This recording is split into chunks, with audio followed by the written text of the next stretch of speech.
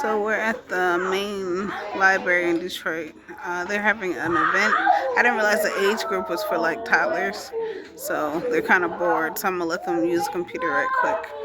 And then I have a panel coming up at 1 o'clock. It's currently 11, so that's what we're gonna do. So they have activities for the kids right now. She's making a bouquet of hearts, and Uche is over here playing on his tablet, as you can see.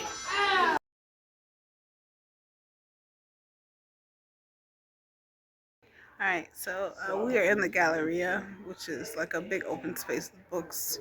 As you can see here, here. I don't know what side it's gonna be on, but we're here and we're waiting. And honestly, I would love to have a bookshelf, reading room in my house that looks like this place. That would be great, but I don't. So it's wishful thinking. But I do plan to have a like a little reading nook at my spa. So it'll be books on birth and birthing and postpartum and stuff like that.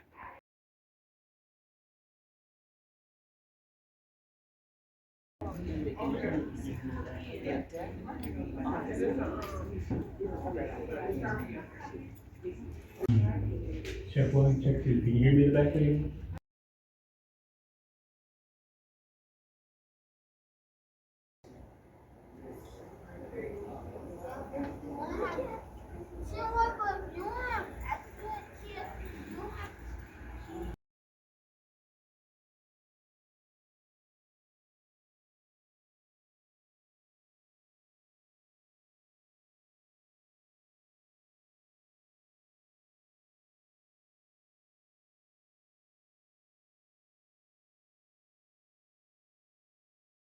Alright, so the panel is about to start. I was in the second row, but now I had to move back because my kids are back here on their tablets.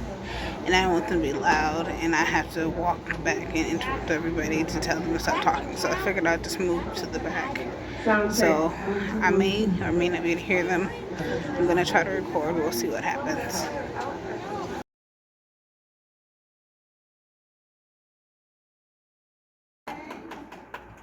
And then we have, sitting next to her, the smart, sexy, diverse Katrina Jackson. Give it up for Katrina. And last, we have the author of Dark, Delicious Detroit Drama, Sylvia Hubbard. When I first started writing romance, I don't think, as Black authors, we're like encouraged to write outside of an anticipated type of Black person. I think we're very lucky to have opportunities to be published, to be able to show the world that we are not just one singular person, not just one singular voice. So it's very important for me to represent women, men, and everyone receiving the love that they deserve. So it's the best opportunity. Nice. Okay. Next, Katrina. So, how do you balance joy, realism, and cultural truth in your stories?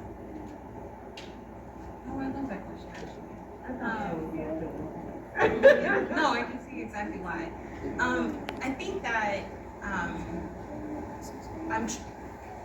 am a historian for most of my life, and I'm trying to bring a realism of the variety of the way that, in particular, Black people live, right?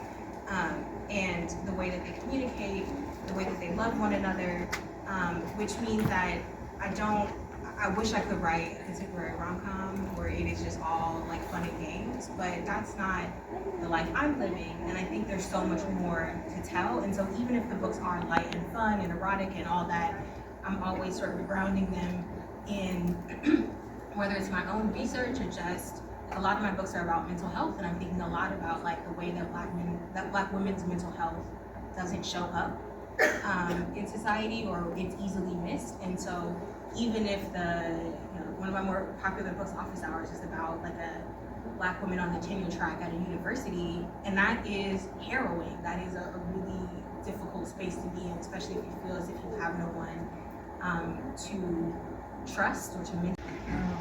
That everybody is scared when they decide to open up themselves to somebody, that they think that they're the only person that's scared to take that step into a new relationship. I want readers to unlearn the fact that your love is your love, and it's not going to compare to anybody